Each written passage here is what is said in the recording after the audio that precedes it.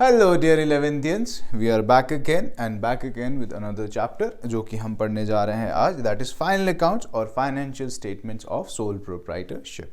जब हम ये चैप्टर पढ़ रहे हैं, इसी के साथ साथ मैं क्या करा रहा हूँ, मैं आपको बैंक रिकन्सिलिएशन स्टेटमेंट जो है चैप्टर, उसके क्वेश्चंस करा रहा हूँ। ठीक है, जिन बच्चों को नहीं पता, यहाँ आई बटन पे लिंक आ जाएगा बैंक रिकन्सिलिएशन का, पूरा प्लेलिस्ट को देख के आप वो पूरा इजीली समझ सकते हैं। ठीक है, तो क्या है फाइनल अकाउंट्स, कैसे प्रिपेयर होते हैं, कैसे करना है, पूरा स्टेप वाइज हम इसको सीखेंगे। ठीक है, while we do this chapter, promise me कि हम कुछ चीज़ें सीख के जाएंगे इस चैप्टर से, जो है हमारा ट्रेडिंग अकाउंट को पूरा अच्छे से सीखेंगे। फिर हमारा प्रॉफिट एंड लॉस अकाउंट, ठीक, इसको पूरा अच्छे से सीखेंगे। फिर बैलेंस शीट, इसे भी बिल्कुल अच्छे से सीखेंगे। तो तीन चीज़ें जो हमें बिल्कुल प्रॉपरली सीखनी है पहले, वो क्या है, trading account, profit and loss account and balance sheet. Now while we are doing trading account को करते समय ही हमें और भी कुछ चीज़ें सीखनी है, जैसे एडजस्टेड परचेजेस कैसे निकालना है, स्टोर्स कंज्यूम्ड कैसे निकालना है, ऑपरेटिंग प्रॉफिट, फिर उसके बाद में हम स्टेप में चलेंगे, वहाँ हम आगे बढ़ेंगे। तो फिलहाल हम ट्रेडिंग अकाउंट को, इस लेक्चर के बाद मैं ट्रेडिंग अकाउंट का आपको इसमें फॉर्मेट बताऊंगा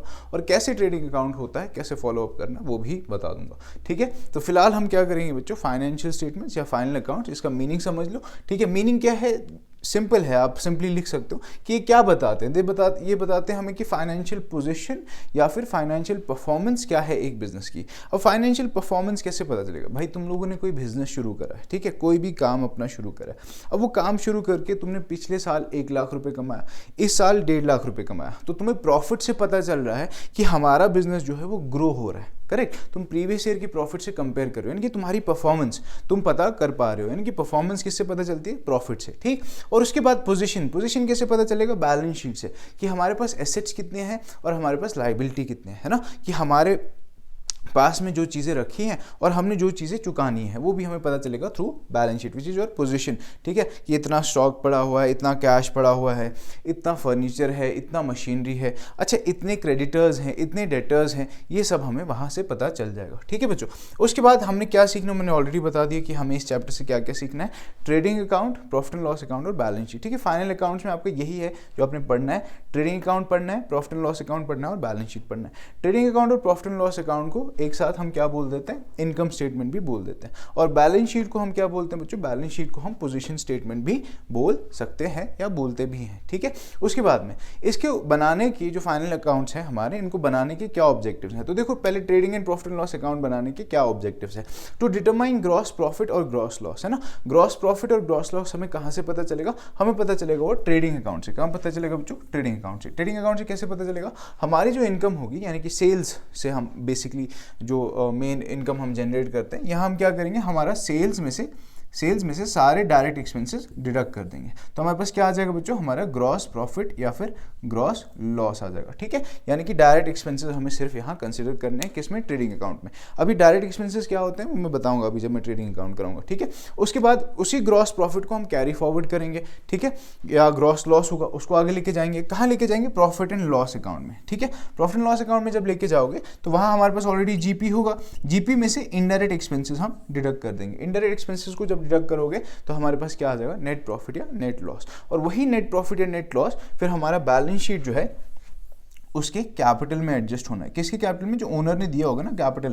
ठीक है, अब देखो सीधी बात है, ओनर ने पैसा डाला है, इन्वेस्ट करा है बिजनेस में। ठीक, अब इस बिजनेस में जब उसने पैसा इन्वेस्ट किया तो जाहिर सी बात है, पैसा इन्वेस्ट करने का मतलब क्या है, पर्पस क्या है, इसमें प्रॉफिट कमाना है। ठीक, अब प्रॉफिट कमाए और कभी कभी ऐसा हो सकता है कि लॉस भी हो सकता है। ठीक है, तो उसी कैपिटल में वो प्रॉफिट या तो जोड़ देंगे और अगर लॉस हुआ तो उसमें से डिडक्ट करेंगे बैलेंस शीट में। ठीक है, ये बाद की बातें हम आगे जब बढ़ेंगे तो तब समझ में आ जाएगा। ठीक, फिर सेम चीज डिटरमाइन नेट प्रॉफिट और नेट लॉस, वो हमें प्रॉफिट एंड लॉस अकाउंट से पता चल जाएगा। Comparison with previous year profit, देखो अभी मैंने थोड़ी देर पहले बताया कि तुमने कोई बिजनेस शुरू करा, पिछले साल 1 लाख रुपए कमाया था और इस साल 1.5 लाख रुपए कमाया, तो पिछले साल का प्रॉफिट लिया और इस साल का प्रॉफिट लिया, तो तुम कंपैरिजन कर सकते हो कि भाई पिछले साल 1 ही लाख रुपए कमाया था, इस साल 1.5 लाख रुपए कमा रहे हैं, तो हमारा प्रॉफिट है जो बढ़ रहा है, इसका मतलब ये भी है कि बिजनेस की ग्रोथ भी हो रही है। ठीक है, उसके बाद आगे चलो, details of expenses and income. देखो हमारे सारे एक्सपेंसेस, सारे इनकम्स हम यहाँ डिटरमाइन कर सकता है, हमें पता चल जाएगा कि अगर हम कहीं फैक्ट्री रेंट दे रहे हैं, कहीं ट्रेड एक्सपेंसेस हैं, कुछ एडवर्टाइजमेंट एक्सपेंसेस हैं, या बाकी सारे जितने भी एक्सपेंसेस हैं, कमीशंस हैं या हमारे कैरेजेस हैं, वो सब हमें पता चलेगा। या कोई ऐसी इनकम है, मिसलेनियस इनकम हमने रिसीव कर लिया, रेंट रिसीव किया किसी से, कमीशन रिसीव किया, वो सारी डिटेल्स हमें यहाँ पता चलेंगी, ठीक है। Then reserves, this is very important, ठीक है। प्रोविजन इन रिजर्व्स का एक चैप्टर है, उसमें मैं एक वीडियो बनाऊंगा, ठीक है। धीरे धीरे stay connected with me.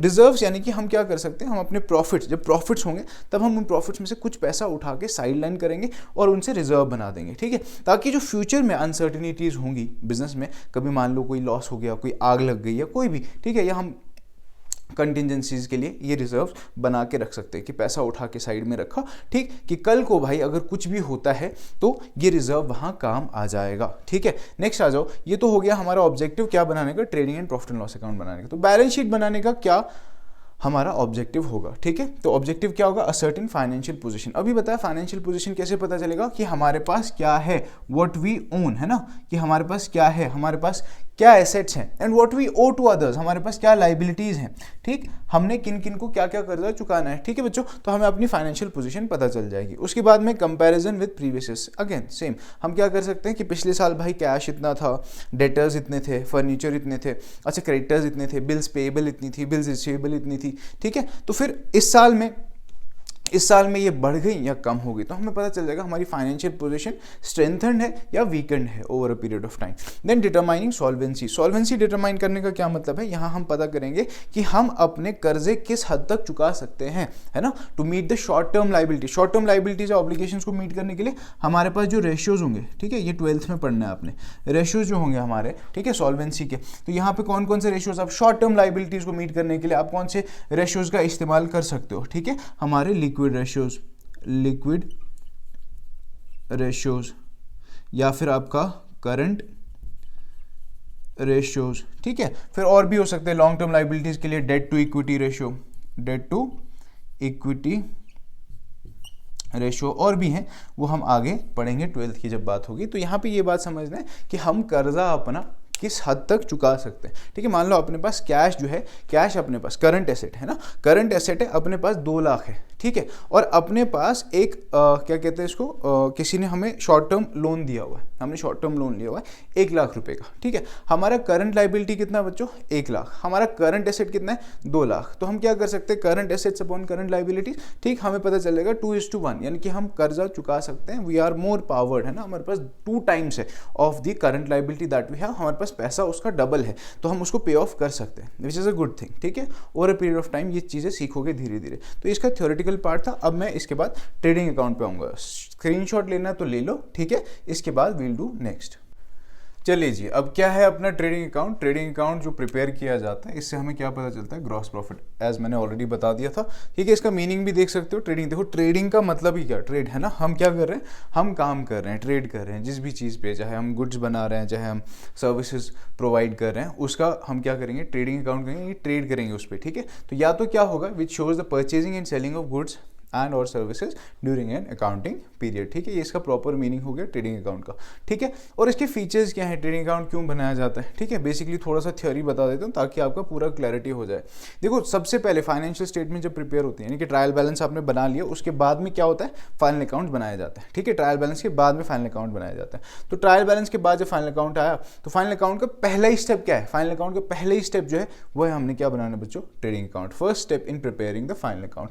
Then इससे हमें क्या पता चलता है, net sales and cost of goods sold जो होते हैं, नेट सेल्स हमारी जो होती हैं, या नेट सेल्स मतलब क्या, हमारा total sales minus sales return. Total sales क्या होगा, कैश सेल्स प्लस हमारा क्रेडिट सेल्स, वो हम यहाँ ट्रांसफर कर देते हैं, कहाँ, क्रेडिट साइड में। Then cost of goods sold और transfer, cost of goods sold, ये गुड्स बनाने का जो हमारा कॉस्ट है वो कहाँ ट्रांसफर होगा, डेबिट साइड में, but natural expenses are to be transfer to the debit side, incomes are to be transfer to the credit side. Nominal का रूल है, एज इट इज ऑलरेडी पता होगा आप बच्चों को। The balance of this account is either gross profit और gross loss. देखो अगर ग्रॉस प्रॉफिट होगा तो हमारा credit side will be greater and debit side will be laser, है ना, क्यों, क्योंकि सेल्स अगर ज़्यादा होगी और हमारे एक्सपेंसेस कम होंगे, सेल्स ज़्यादा होगी मतलब हमारी इनकम ज़्यादा है, हमारे एक्सपेंसेस कम है, तो डेबिट साइड में बैलेंसिंग आएगा, डेबिट साइड में बैलेंसिंग फिगर आएगा, वो बैलेंसिंग फिगर क्या होगा, हमारा ग्रॉस प्रॉफिट होगा। और अगर हमारा डेबिट साइड ज़्यादा आता है, यानी कि हमारे एक्सपेंसेस ज़्यादा आते हैं, और हमारी क्रेडिट साइड कम होती है, यानी कि हमारा इनकम साइड कम होता है, तो वहाँ उन केस में हमारे पास बैलेंसिंग फिगर कहाँ होगा, क्रेडिट साइड में, visibly gross loss,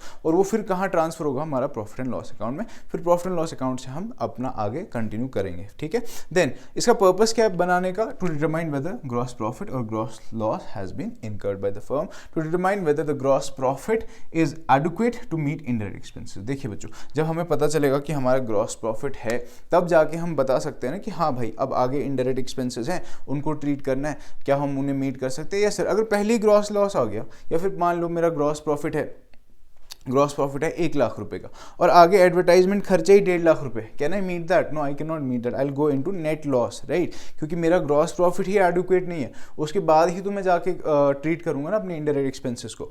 to decide whether sale price और product needs to be, product का जो प्राइस है वो इंक्रीज करना पड़ेगा या नहीं करना पड़ेगा। देखो कैसे हम ये डिटरमाइन करते हैं। देखो बच्चों, अगर हमें ग्रॉस लॉस हो रहा है तो हमें पहले ही पता चले भाई पहले स्टेप में ही लॉस हो रहा है, तो कहाँ फर्क पड़ रहा है, या तो हमें सेल प्राइस बढ़ाना पड़ेगा, ठीक है, या फिर दूसरा क्या हो रहा है, या हमारे खर्चे ज़्यादा हो रहे हैं। खर्चे यानी कि हमारा कॉस्ट ऑफ गुड्स सोल्ड है, हमें वो कंट्रोल करना पड़ेगा, या जो हमारे डायरेक्ट एक्सपेंसेस हैं हमें वो कंट्रोल करने पड़ेंगे। बात समझ आ रही है? या तो हमें सेल प्राइस बढ़ाना पड़ेगा, ठीक है, या फिर हमारे जो खर्चे हैं डायरेक्ट एक्सपेंसेस वो ज़्यादा हैं तो हमें वो कंट्रोल करने पड़ेंगे, ठीक है। तो ये हमें कहाँ पता चल जाएगा, ट्रेडिंग अकाउंट में। अच्छा, cost of goods sold, cost of goods sold पे आ जाओ। कॉस्ट ऑफ गुड्स सोल्ड का फॉर्मूला बिल्कुल सिंपल है, ओपनिंग स्टॉक, ठीक है, ये मैंने यहाँ आधा ही लिखा, ओपनिंग स्टॉक या फिर inventory plus net purchase. Net purchase किसके बराबर होगा, हमारा टोटल परचेज। टोटल परचेज क्या होगा, हमारा cash purchase plus credit purchase, ठीक है, दोनों परचेज प्लस माइनस क्या करेंगे, परचेज रिटर्न, ठीक है, वो होगा net purchase. Net purchase plus हमारे डायरेक्ट एक्सपेंसेस। डायरेक्ट एक्सपेंसेस कौन से होंगे वो आगे बताऊंगा अभी वीडियो में। हमारे डायरेक्ट एक्सपेंसेस जो जो होंगे वो सब, ठीक है, जैसे वेजेस हो गया हमारा, factory rent, power and fuel, stores consumed, ठीक है, कैरेज इनवर्ड्स, वो सब मैं वहाँ बताऊंगा पूरा। देन माइनस क्या करना है बच्चे, हमने क्लोजिंग स्टॉक या फिर इन्वेंट्री माइनस करना है, तो हमारा कॉस्ट ऑफ गुड्स सोल्ड आएगा। सर अगर हमें ये चीज़ें नहीं दी हैं क्वेश्चन में, तो क्या फिर और किसी तरीके से हम कॉस्ट ऑफ गुड्स सोल्ड निकाल सकते हैं? हाँ बच्चों, कैसे निकाल सकते हैं, COGS is also equal to cost of goods sold is also equal to sales minus gross profit, ठीक है, सेल्स माइनस ग्रॉस प्रॉफिट भी आप कर सकते हो, उससे भी हमारा क्या आ जाएगा बच्चों, हमारा कॉस्ट ऑफ गुड्स सोल्ड आ जाएगा, ठीक है। ये इसका पूरा थ्योरेटिकल पोर्शन है। अब मैं प्रैक्टिकलिटी पे आ जाऊंगा, प्रैक्टिकली हम जो करना है और 1-2 क्वेश्चंस कराऊंगा, फिर ये टॉपिक हमारा खत्म हो जाएगा, ठीक है बच्चों। लेट्स कैरी ऑन, ठीक है। ट्रेडिंग अकाउंट, अब इसमें क्या क्या कंटेंट्स हैं हमारे पास, क्या क्या कंटेंट्स है। देखो ट्रेडिंग अकाउंट जब भी शुरू होगा, इसके बाद मैं बताऊंगा ही वैसे भी, तो टी शेप्ड अकाउंट होगा, ठीक है। एक लेफ्ट हैंड साइड हमारी डेबिट साइड और राइट हैंड साइड हमारी क्रेडिट साइड होगी। तो लेफ्ट हैंड साइड में सबसे शुरू हमने किससे करना है, शुरू करना है ओपनिंग स्टॉक से, ठीक है। ओपनिंग स्टॉक भी यहाँ पे याद रखना है, ओपनिंग स्टॉक कहाँ होगा, ओपनिंग स्टॉक का मतलब क्या है। ओपनिंग स्टॉक देखो, अगर बिजनेस ऑलरेडी चल रहा है, बिजनेस ऑलरेडी हमने शुरू करा हुआ है, तो बिजनेस जब शुरू किया ऑलरेडी चल रहा है, तो बिजनेस जब चल रहा है उसके अगले साल, मतलब आज साल खत्म हुआ, 31 मार्च है, साल खत्म हुआ, कुछ स्टॉक अपने पास बचा हुआ, तो अगले साल का जो कि हमारा 1 अप्रैल होगा, अगले साल का ये क्या होने वाला है, ओपनिंग स्टॉक, करेक्ट। इस तरीके से समझो कि अगर एक रेडी वाला है वो पकोड़े बेच रहा है, ठीक है, पकोड़े बेच रहा है और शाम को उसके कुछ पकोड़े बच गए, तो वो क्या हो गया, उसका क्लोजिंग स्टॉक उस दिन का। अगले दिन जब वो शुरू कर रहा है तो पहले वो कोशिश करेगा कि वो पकोड़े बिक जाए, यानी कि लोगों को बेवकूफ़ बनाएगा, थोड़ा तल देगा और बोलेगा फ्रेश है, बिल्कुल गर्म है, तो वो उसके लिए क्या हुआ, ओपनिंग स्टॉक हुआ। इसी को लार्जर कॉन्सेप्ट में जब हम समझ रहे हैं तो बिजनेस के आइडिया से समझ रहे हैं। ओपनिंग स्टॉक का एक और क्लासिफिकेशन भी समझ लो, फिनिश प्रोडक्ट्स का। लेकिन अगर मैन्युफैक्चरिंग यूनिट है जो कि खुद मैन्युफैक्चर कर रहे हैं, खुद बना रहे हैं चीज़ें, तो उनका raw material, work in progress, ये सब जो होगा उनका ओपनिंग स्टॉक ये होगा। बात समझ में आ गई। देखो अगर आप एक दुकानदार हैं, आप चिप्स कुरकुरे ये सब बेच रहे हैं, तो आपका ओपनिंग स्टॉक हो सकता है कि वो फिनिश प्रोडक्ट हो, लेकिन अगर आप खुद बना रहे हैं, खुद चीज़ें बना रहे हैं, तो raw material, work in progress, ये सब आपका क्या होगा बच्चे, आपका ओपनिंग स्टॉक होगा।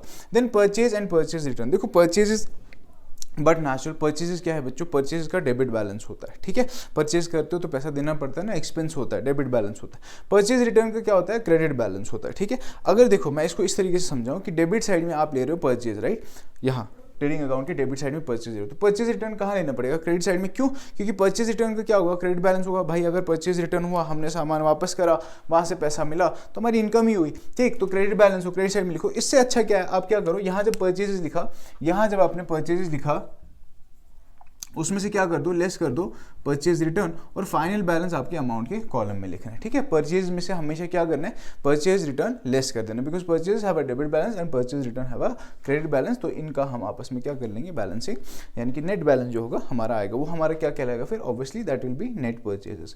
उसके बाद एडजस्टेड परचेज क्या होता है सर, देखो एडजस्टेड परचेज क्या है बच्चे, हम एडजस्टेड परचेज में क्या करते हैं, ओपनिंग स्टॉक या फिर हमारे जो परचेज होते हैं, ये जो क्लोजिंग स्टॉक होता है, इनको एडजस्ट कर देते हैं आपस में। ठीक है, यहीं पे हम एडजस्ट कर देते हैं। हम क्या करते हैं, जो हमारे पास ओपनिंग स्टॉक होता है उस साल का, गिवन ईयर का, उसमें परचेज ऐड कर देते हैं और माइनस क्या कर देते हैं, क्लोजिंग स्टॉक। अब जब क्वेश्चन दिया हो और क्वेश्चन में आपके पास एडजस्टेड परचेज हो, तो एडजस्टेड परचेज के टाइम पे आपको जो क्लोजिंग स्टॉक है, क्वेश्चन में जो क्लोजिंग स्टॉक है, वो आपने कहाँ ले जाना है बच्चे, वो आपने बैलेंस शीट में ले जाना है, ट्रेडिंग अकाउंट में नहीं ले जाना है। ट्रेडिंग अकाउंट में क्यों नहीं ले जाना है, because we have already adjusted it, हमने ऑलरेडी इसको एडजस्ट करा हुआ है, हमारे जो ओपनिंग स्टॉक और नेट परचेज है उसमें से एडजस्ट करा हुआ है, तो उसको दोबारा दिखाने का कोई मतलब ही नहीं है हमारे ट्रेडिंग अकाउंट में। बात समझ आ गई बच्चों, ठीक। उसके बाद जब मैं जर्नल एंट्रीज कराऊंगा इस चैप्टर की, इस टॉपिक की, उसमें आपको और क्लैरिटी इसमें मिल जाएगी। ठीक है, फिलहाल याद रखना है कि हमारा जो एडजस्टेड परचेज अगर क्वेश्चन में मेंशन है, तो क्लोजिंग स्टॉक उस टाइम पे ट्रायल बैलेंस के अंदर ही होगा, ठीक, which will be shown in the within the trial balance only, ठीक है, because it is already adjusted here. तो उस टाइम पे, उस केस में हम क्या करेंगे, जो हमारा क्लोजिंग स्टॉक होगा it will only be shown on the balance sheet. ठीक है, एसेट साइड में बैलेंस शीट में शो करेंगे, ट्रेडिंग अकाउंट में शो नहीं करना है। फिर और क्या हमारे कंटेंट से जो चीज़ें डेबिट होने वाली, डेबिट क्या क्या चीज़ें होने वाली, हमारे direct expenses but natural debit होने वाले हैं। डायरेक्ट एक्सपेंसेस कौन से एक्सपेंसेस है, वो सारे एक्सपेंसेस हैं जो आपके प्रोडक्ट के मैन्युफैक्चरिंग में आपके कॉस्ट होंगे। ठीक है, प्रोडक्ट को बनाने में जो कॉस्ट होंगे, फॉर एग्जाम्पल आप रॉ मटीरियल ला रहे हैं या कोई भी सामान आप ला रहे हैं, मशीनरी ला रहे हैं, बाकी सारी चीज़ें।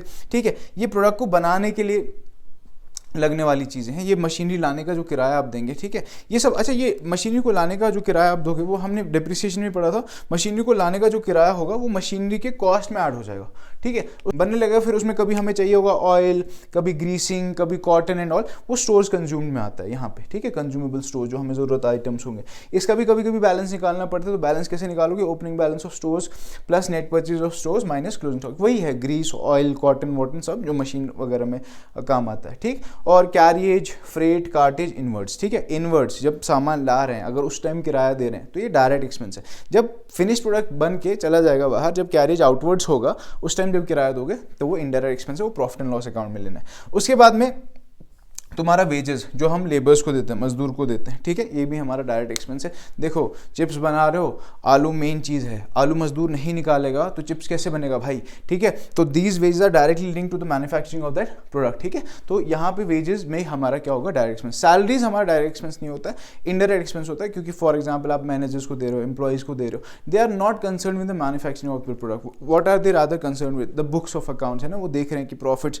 कैसे हो रहे हैं, हमें एडवर्टाइजमेंट क्या क्या करना चाहिए, बाकी चीज़ें देख रहे हैं। ठीक है, लेकिन ये मजदूर बेचारा सुबह से लगा हुआ है, हमारे लिए काम कर रहा है। ठीक है, और इसको हम पैसे जो देंगे, ये डायरेक्ट एक्सपेंस है, because he is directly link to the manufacturing of the product. Then power, electricity and fuel, ये भी हमारा क्या हो गया बच्चों, डायरेक्ट एक्सपेंस। फैक्ट्री रेंट, ये भी हमारा डायरेक्ट एक्सपेंस हो गया। अच्छा, ये सारी चीज़ें हैं, ये सारी चीज़ें जो होंगी, ये हमारे डेबिट साइड में आएंगी। ठीक है, debit side of trading account. फिर क्रेडिट साइड में क्या आएगा, क्रेडिट साइड में दो ही चीज़ें आएंगी जो हमारे ट्रेडिंग अकाउंट में होंगी, वो होंगी हमारी सेल्स। अब देखो परचेज था, परचेज में से परचेज रिटर्न लेस किया, हमने नेट परचेज लिया, तो सेल्स भी नेट ही लेना है, तो सेल्स में से माइनस क्या करोगे, हमेशा लेस सेल्स रिटर्न, ये लेस कर दोगे। और क्या लेना है बच्चों, क्लोजिंग स्टॉक। क्लोजिंग स्टॉक किस टाइम पे लेना है, जब नॉर्मल क्वेश्चन होगा, जब आपको ओपनिंग स्टॉक, परचेज वगैरह दिया होगा। जब आपको एडजस्टेड परचेज दिया हो, उस टाइम आपने क्लोजिंग स्टॉक नहीं लेना है। क्लोजिंग स्टॉक हमारा डायरेक्टली कहाँ चला जाएगा बच्चों, बैलेंस शीट के अंदर एसेट साइड में चला जाएगा। ये तो था पूरा का पूरा आपका सिनेरियो जो है ट्रेडिंग अकाउंट का, सब बता दिया A to Z। ठीक है, अब इसी के ऊपर कुछ क्वेश्चंस करेंगे और इस टॉपिक को खत्म करेंगे। चलिए जी बच्चों, अब क्वेश्चंस पे आते हैं, जो कि हमारे ट्रेडिंग अकाउंट के क्वेश्चंस होंगे, वो सब सॉल्व करेंगे। ठीक है, तो आपका क्वेश्चन नंबर 1 जो है, उसमें वो बता रहा है कि state whether the following expenses are capital और रेवेन्यू एक्सपेंडिचर्स इन नेचर। इसमें एक थ्योरी का वीडियो डाल दूंगा इसी सीरीज में कंटिन्यू करते हुए, वो देख के आप ये क्वेश्चन सॉल्व कर सकते हो। और वैसे भी जिनका चैप्टर 2 जो बेसिक्स है वो क्लियर होंगे, वो ये इजीली कर सकते हैं। I straight away head to question number 2 of your book. ठीक है, क्या कह रहा है question number 2, from the following information determine gross profit for the year ended. आपका ओपनिंग स्टॉक दिया है, फ्रेट एंड पैकिंग दिया है, सेल दिया है, गुड्स परचेज दिया है, क्लोजिंग स्टॉक दिया है और पैकिंग एक्सपेंसेस दिया है। ठीक है, तो क्वेश्चन नंबर 2 मैं यहाँ बुक रख दे रहा हूँ। ठीक है, तो क्वेश्चन नंबर 2 हमारे लिए फॉर्मेट बना लेंगे, क्वेश्चन नंबर 2। चलिए जी, अब मैंने बताया था आपको कि जब क्वेश्चन शुरू होना, क्वेश्चन जब शुरू होगा तो ओपनिंग स्टॉक से शुरू होगा, ठीक है। और अगर एडजस्टेड परचेज नहीं दिया, नॉर्मल परचेज दिया है, तो क्वेश्चन खत्म किससे होगा? क्लोजिंग स्टॉक से, in case of trading account. Stock कितना? 25,000। तो डेबिट बैलेंस है, डेबिट साइड में आ जाएगा टू ओपनिंग स्टॉक, ठीक है बच्चों। कितना है ओपनिंग स्टॉक? 25,000 रुपीज। उसके बाद में क्या बोला है? Next is our freight and packing, ठीक है। फ्रेट एंड पैकिंग क्या है हमारा? मैंने बोला जब फ्रेट इस पे किराए पे मेंशन ना हो कि इनवर्ड्स है आउटवर्ड्स, तो आपने वो इनवर्ड्स ही ट्रीट करना है। तो ये भी हमारा डायरेक्ट एक्सपेंस ही होगा। तो टू फ्रेट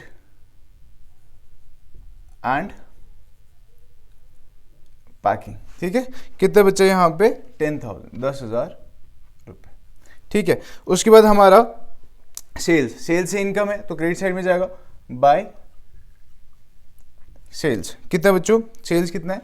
अच्छा ये सेल्स अकाउंट पूरा लिख देता हूँ। सेल्स कितना है? 1,90,000, 1,90,000 रुपये। उसके बाद में क्या बोल रहा है? गुड्स परचेज, यानी कि परचेज है तो डेबिट साइड आएगा, है ना। परचेज में परचेज इज एन एक्सपेंस, तो टू परचेज अकाउंट। कितना बचा हमारा? 1,40,000 रुपीज। उसके बाद में क्लोजिंग स्टॉक बोला हुआ है, क्लोजिंग स्टॉक और पैकिंग एक्सपेंस ऑन सेल्स। तो देख, packing expense on sales, sales पे पैकिंग एक्सपेंस है ना, सामान बेचा जा रहा है, मतलब पूरा तैयार हो चुका है, मैन्युफैक्चर हो चुका है पूरा, ठीक है। फिर पैकिंग एक्सपेंस ऑन सेल्स बोल रहा है, it is an indirect expense. यहाँ क्या ले लेंगे? Closing stock by closing stock, ठीक है बच्चों। तो कितना है क्लोजिंग स्टॉक हमारा? 30,000 रुपीज, ठीक है। अब क्या करना है? टोटल करना है दोनों साइड का। तो बट नेचुरली हमें पता चल रहा है ये हमारी ग्रेटर साइड है, that is our receipt side is greater, ठीक है। तो कितना है? 190 प्लस 30 इज 2,20,000। यहाँ पे भी 2 लाख, ये थोड़ा सा 20,000, ठीक है बच्चों। अब इसमें 2,20,000 में से 1,50,000, 1,75,000 माइनस कर दोगे तो हमारा ग्रॉस प्रॉफिट आ जाएगा। To gross profit will be 45,000 rupees. बात समझ आई बच्चों? ठीक है, दिस इज क्वेश्चन 1। अगर इसी क्वेश्चन की मैंने जर्नल एंट्रीज करनी हो, फॉर एग्जांपल मैं ऐसे बता देता हूँ, यहाँ पे जरूरत नहीं है, पूछा नहीं है क्वेश्चन में, लेकिन मैं बता देता हूँ। देखो जर्नल एंट्रीज क्या करनी होगी? जो डेबिट साइड वाली होंगी ना, जर्नल में वो क्रेडिट में पोस्ट हो जाएंगी। जैसे आपके क्या हो जाएगा? Trading account debit to what? To opening stock, to freight and packing, to purchase, ऐसे ऐसे करोगे, ठीक है। और क्रेडिट साइड की एंट्री क्या हो जाएगी हमारा? ये चीजें डेबिट हो जाएंगे ना। Sales account debit, closing stock account debit to trading account, ठीक है बच्चों। इस तरीके से जर्नल एंट्री भी इससे लेजर से आप निकाल सकते हो या खुद भी कर सकते हो अगर कभी क्वेश्चन में पूछे, ठीक है। This was your question number 1। अब क्वेश्चन नंबर 2 पे चलते हैं। क्वेश्चन नंबर 3 हमें क्या बोल रहा है? ओपनिंग स्टॉक दिया हुआ, परचेज दिया हुआ, सेल्स रिटर्न दिया है, सेल्स दिया है, परचेज रिटर्न दिया है, क्लोजिंग स्टॉक दिया है, कैरेज इनवर्ट दिया और डेप्रिसिएशन दिया है, ठीक है। तो हमें इसमें से कौन कौन सी चीज लेनी है? Opening stock we have to take, purchases we have to take, sales return we have to take, sales we have to take, purchase return लेना है, क्लोजिंग स्टॉक भी लेना है, कैरेज इनवर्ट्स लेना है, डायरेक्ट एक्सपेंस है, डेप्रिसिएशन नहीं लेना। डेप्रिसिएशन क्या है? इनडायरेक्ट एक्सपेंस है, मशीन का वैल्यू कम होना, वो प्रॉफिट एंड लॉस अकाउंट में हम चार्ज करेंगे। क्वेश्चन शुरू किससे होगा? ओपनिंग स्टॉक से। तो यहाँ शुरू में क्या लिखेंगे बच्चे? To opening stock. कितना दिया हुआ क्वेश्चन में? Opening stock 23,000 rupees. उसके बाद में परचेजेस दिया है, तो यहाँ टू परचेजेस, ठीक है। अब देखो इस क्वेश्चन में ना परचेज रिटर्न भी दिया है, तो मैं परचेजेस का अमाउंट जो है वो इनर कॉलम में लिखूंगा। कितना है? 29,000। इसमें से क्या कर देंगे? Less purchase return. आप उस तरफ से भी लिख सकते हो परचेज रिटर्न, लेकिन वो अल्टीमेटली इफेक्ट सेम होगा, तो बेटर है यहीं पे मैं लेस कर दूं। कितना है परचेज रिटर्न का वैल्यू हमारा? 2,400, ये लेस हो गया, ठीक है। 29,000 माइनस 2,400, 26,600 रुपीज हमारे यहाँ आ गया। उसके बाद हमारा क्या है बच्चे? सेल्स और सेल्स रिटर्न। तो सेल्स यहाँ लिख देंगे बाय सेल्स। कितना अमाउंट? सेल्स का 25,400 रुपीज, और हमारा रिटर्न कितना है? 500 रुपीज। तो यहाँ लेस सेल्स रिटर्न, ठीक है, 500 रुपीज। ठीक है बच्चों, 25,400 में से 500 रुपये काट दिए तो 24,900 रुपये हमारे पास रह गए। उसके बाद परचेज रिटर्न हो गया, क्लोजिंग स्टॉक दिया हुआ और कैरेज इनवर्ट दिया। कैरेज इनवर्ट से डायरेक्ट एक्सपेंस यहाँ मेंशन करेंगे टू कैरिएज इनवर्ट्स। ठीक है बच्चों, कितना है कैरिज इनवर्ट्स? 100 रुपये, तो ये 100 रुपये यहाँ डाल दिया। उसके बाद में क्या दिया? क्लोजिंग स्टॉक दिया। क्लोजिंग स्टॉक को इस तरफ लिखेंगे by closing stock. How much is the closing stock? Closing stock is 47,700 rupees. ठीक है, डेप्रिसिएशन हमें नहीं लेना है क्योंकि वो इनडायरेक्ट एक्सपेंस है। बस क्वेश्चन हो गया। क्वेश्चन को अब यहाँ ग्रेटर साइड हमारा रिसीट साइड है, ठीक है, पता चल रहा है। ठीक, कितना है बच्चे? हमारा 24,900 प्लस 47,700, ये कितना हो गया? 0 0 6, एक कैरी हो गया, 5 और 7 12 हो गया, 2 एक कैरी हो गया, 3 और 4 7, 72,600 रुपीज़। ठीक है, तो 72,600 रुपीज़ यहाँ आ गया। अब 72,600 में से ये सारा अमाउंट जो है वो हम माइनस कर देंगे तो हमारा जीपी आ जाएगा to gross profit which is 22,900 rupees. ठीक है, समझ आ गई बात बच्चों? चलो बच्चों, नेक्स्ट क्वेश्चन जो दिया ना, नेक्स्ट क्वेश्चन दिया क्वेश्चन नंबर 4, हमने क्लोजिंग स्टॉक इसमें कैलकुलेट करना है। ठीक है, अब क्लोजिंग स्टॉक वैल्यू हमें कैलकुलेट करना है तो इसमें हमारा फॉर्मूला जो लगने वाला है कॉस्ट ऑफ गुड्स सोल्ड वाला लगना है। तो याद करो, कॉस्ट ऑफ गुड्स सोल्ड वाला मैंने जो तुम्हें फॉर्मूला बताया था, तो मैंने 2 फॉर्मूला बताए थे। एक मैंने क्या बोलता, COGS is equal to opening stock plus net purchases plus direct expenses minus closing stock. ठीक है, तो हमने यही निकालना है, कैलकुलेट करना है क्लोजिंग स्टॉक क्या है, किसके बराबर में है। ठीक है, और दूसरा भी मैंने तुम्हें फॉर्मूला बताया था। दूसरा फॉर्मूला हमारा क्या था? COGS is equal to sales minus gross profit. ठीक है, तो हमारे पास सेल्स तो है, सेल्स तो है हमारे पास, है ना। कैश सेल्स और क्रेडिट सेल्स हमें दी गई है। Cash sales 60,000, credit sales 40,000। GP नहीं है तो जीपी निकालो। देखो ग्रॉस प्रॉफिट किस पे आएगा? सेल्स पे आएगा ना।